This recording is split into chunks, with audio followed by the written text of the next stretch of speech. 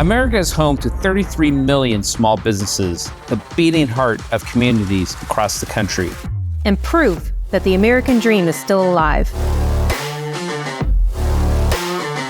This is a show about those dreamers and doers and the communities they serve. Their real life stories. Their struggles and successes. Their grit, determination, and passion. And the people who fight to keep their American dream alive. I'm Alfredo Ortiz. I'm Elaine Parker. And it's time for another episode of Main Street Matters, America's small business megaphone. Hi, and welcome to another episode of Main Street Matters, America's small business megaphone. I'm Elaine Parker, the president of the Job Creators Network Foundation. And I'm Mary Thomas, the Chief Strategic Growth Officer of the Job Creators Network. Thanks for joining us today, Mary. I'm so happy to have you sit in with us. Please subscribe to the show at salempodcastnetwork.com or wherever you get your podcasts from. Today, we are joined by Anthony Brock. Anthony's the head of school at Valiant Cross Academy in Alabama. After working in the school system for 13 years, he saw the need for mentors for the most vulnerable children, and he founded a mentorship program called Brother to Brother and Sister to Sister. And in 2015, along with his brother, they founded Valiant Cross Academy to transcend the challenges facing young African-American men in Montgomery, Alabama. Anthony, thanks so much for joining us today on Main Street Matters. Absolutely. Thank you so much for having me. Excited to be here. Well, tell us a little bit about yourself. Sure. So I'm from Montgomery, Alabama. I'm the youngest of five children. I come from a long line of educators. My father, who passed in 2022 of Alzheimer's, he was actually a local pastor in Montgomery. And he was also a principal in the Montgomery public school system here in Montgomery. And my mom's a retired teacher. And so my sisters are educators. My brother is the co-founder of the school with me. So education kind of runs through my veins. And I'm blessed and I'm happy and I'm always excited to talk about Montgomery, Alabama, being the birthplace of the civil rights movement, and just embracing that soil because so much change happened right here, actually a few blocks from where I'm sitting right now. So I'm blessed to come to work. I always count it an honor and a privilege to serve our African-American males. And so we started Valiant Cross back in 2015. I actually was a public school educator. I was a teacher, an assistant principal, a principal, and they even created a position as an at-risk specialist for the county office for me, which I didn't like the term at-risk because I think we're all at risk of something. It's just what the label is that we put on each other. So anyway, I was a pupil personnel staff member at the central office. So I had an opportunity to put mentoring programs in all of the schools. The county I was in was actually next to Montgomery. And being from Montgomery, my dad and I, and my brother, we always talked about coming back to Montgomery to have an impact here. We're in a city right now with about 200,000 residents, and we're averaging about 70 to 75 homicides a year. Mm-hmm. As we speak right now, just the temperature and the climate, my first cousin that was actually murdered this past Monday, and that's happened since we've talked. And I actually have a funeral to attend. Yes, a funeral to attend this Saturday. And he was just the wrong place at the wrong time, an amazing young man. But that's just the temperature, just to kind of paint the narrative of what we're doing here. A lot of people say, what's so exciting about Valiant Cross Academy? I would say that it's life or death work, that we have to get it right for these African-American males with these here in Montgomery. And boys, not just African-American males, we have Hispanic young people at our school as well. So that's it in a nutshell. I think we'll probably get more into it, but we've been around since 2015. We started with just 30 and we're up to about 300 now. We just opened up our third campus. Thanks to the Oz Prize that we recently won last year, we've opened up our elementary campus. So we have kindergarten and first graders running through the building literally as we speak right now. So that's a new path we're taking, but we wanted to catch them early to kind of get those father figures in their lives as soon as possible. I think that's great. And I mean, I'm so sorry for your loss, but I think It really also, and the temperature you talk about, the crime but talk about how important education is. It's important for everybody, right? But when you look at minority and poor communities, how much more important does education become from opportunity and just life choices in general? Sure. You said a very important word at the end, opportunity. I'm the product of what education can do. My father actually grew up in a housing project not too far from the school. It was called Tulane Court.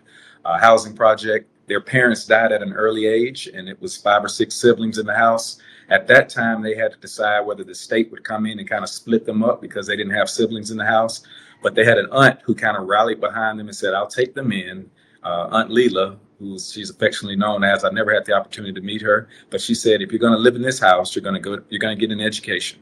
And so they all went off to college. They became college professors. One was a vice president of the college, one in forensic science. My dad ended up, again, being a principal. And so education is what they knew in that household. And I'm just a generation away from the impact that had on me and my siblings, who are all right now in our professional careers. So education is very important. You know, it's the leg up. I think I always say it's the cheat code. You know, some people say, you know, well, I don't have to get a degree to be successful. And I agree, college is not for everybody, but some type of formal education is important for everybody. And we pride our young men here at Valiant Cross Academy, and we tell them, just like I was told, you're going to either go to college, which all of our young men, and we've had 3 classes, either they're at a 4-year college, a 2-year college, or they've gone to the military or directly into the workforce. But you have to have a plan by the time you leave this school. So it's very important. Well, Anthony, can you tell us a little bit about, you know, we're talking about the community that you're in, Montgomery. And again, you know, as Elaine said, we're very, very sorry to hear about the loss of your cousin, and you and your family will be in our prayers. We see the crime and the things that are happening there, and you're talking about the graduation rates. So what would you say, you know, is the difference you're saying about the graduation rates of people coming out of Valiant Cross, and then those, you know, unfortunately, the children who are not, but are still living in Montgomery? Like, there is obviously a stark difference, right, between the outcomes that you're seeing.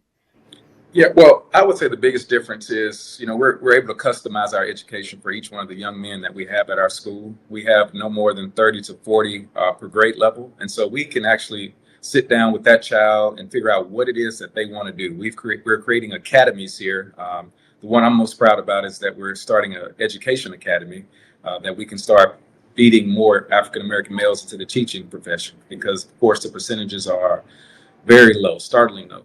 They're just very low right now. We're going to get more African-American educators out of here. We're going to have a law enforcement. We're going to have law, accounting, banking.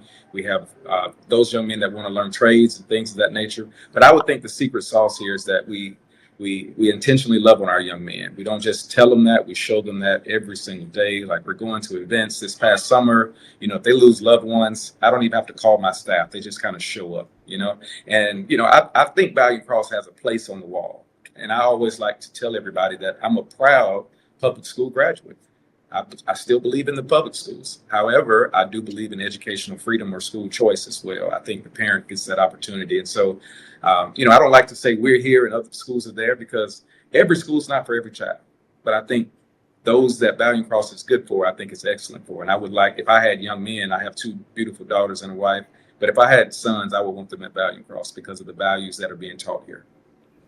Anthony, can you tell us a little bit? When I've spoke to you previously, you mentioned about, you know, just what you were saying about how you really impart a lot of love on the students and how it makes such an impact. How does that work, like, on a daily basis?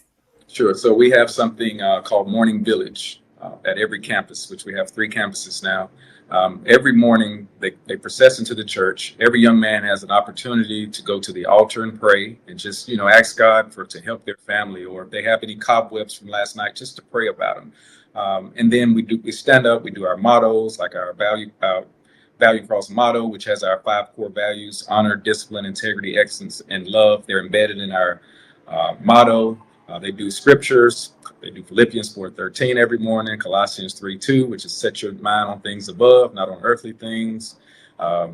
Whatever you do, do with all your heart as unto the Lord. It's Colossians 3:23. So our young men learn all these mantras, like excuses. When we say excuses, all of our young men repeat excuses. No, we will not make those.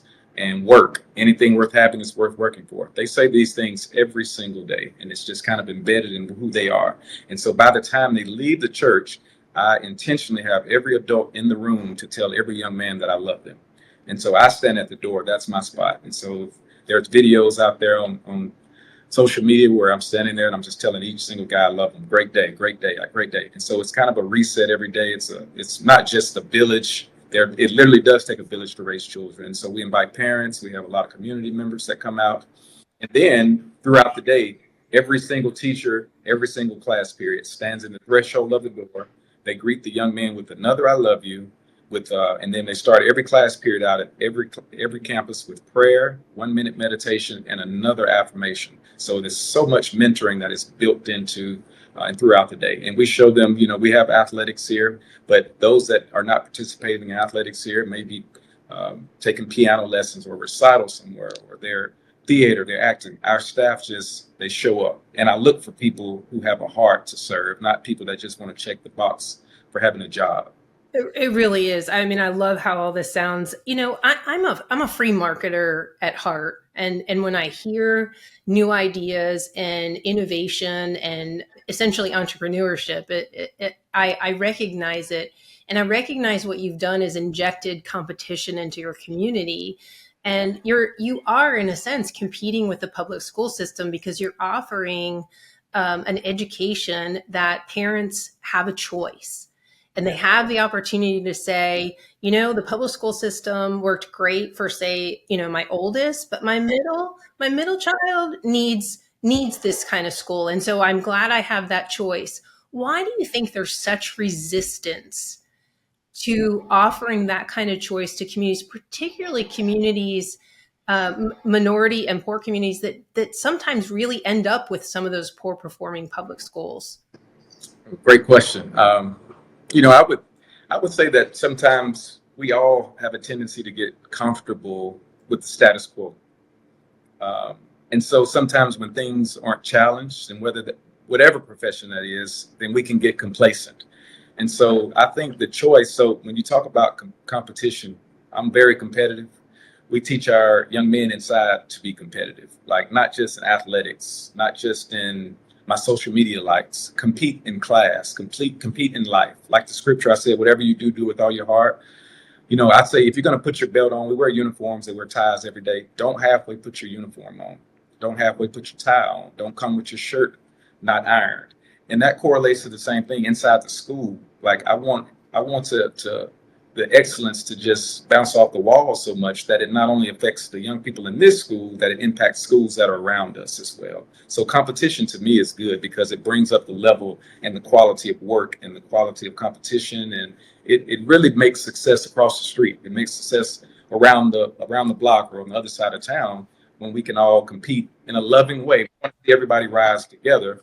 I'm for all students. I'm for all kids. But I do believe competition can be healthy. So that's what we believe here at Valiant.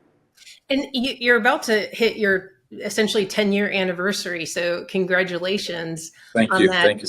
When you think back to 2015, when you were starting the school, what were some of the biggest barriers and challenges in starting, essentially a choice, an alternative choice to the public school system?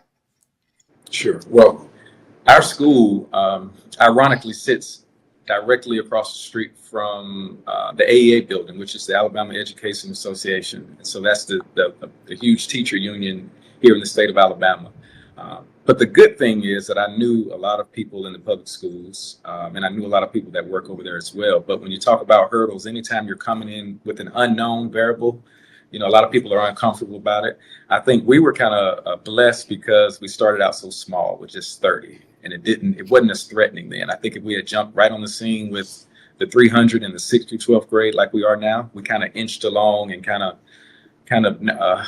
went through these landmines and navigated them kind of carefully. But I would say the biggest hurdle is getting the awareness out because we actually were not a brick and mortar building our first year in 2014. Actually, we did a proof of concept where my brother and I walked through communities, went door to door, and we were almost begging and pleading to get 30 parents to try us out. All we were a pamphlet and an idea, but God bless the vision. I mean, we wrote it down, but we had no idea in this short amount of time the school would be where the school is today. But that was our biggest hurdle. And then, of course, sustainability and fundraising came into play. And so we had to come up with a really good sustainability model, which came first and foremost through our board of directors. And then we have an excellent development director, Kimberly Baker, here at the school, who is turning over every rock and every leaf trying to continue to raise money for the school as well.